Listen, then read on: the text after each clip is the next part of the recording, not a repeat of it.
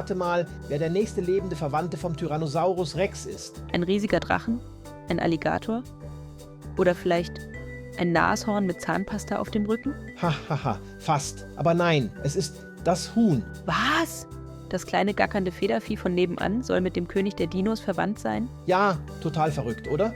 Forscher haben herausgefunden, dass viele Vögel von Raubdinosauriern abstammen. Besonders von solchen wie dem T-Rex. Okay, also beide haben Beine, einen Schwanz und irgendwie auch Krallen. Aber das war's doch, oder? Nein, nein, schau mal. Der T-Rex hatte hohle Knochen, genauso wie Vögel heute. Und seine Arme sahen aus wie Miniflügel. Aber der T-Rex war 12 Meter lang und konnte mit einem Biss ein Auto zerquetschen. Das Huhn schafft es gerade mal, ein paar Körner aufzuschnappen. Stimmt, das ist ein Unterschied. Aber auch die Haltung ist ähnlich. Beide laufen auf zwei Beinen mit dem Körper leicht nach vorne geneigt. Und der T-Rex hatte starke Beine, um zu rennen. Hühner.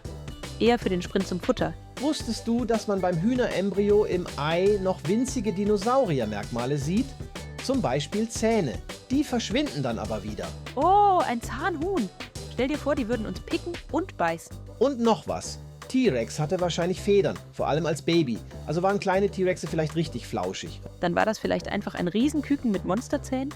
Wow, ein fluffiger Schreihals mit 35.000 Newton Bisskraft. Wenn man's so sieht, das Huhn ist wie ein Mini-T-Rex auf Diät mit Federmantel. Und viel besser im Eierlegen. Ein T-Rex-Ei war riesig, aber Hühner legen jeden Tag eins.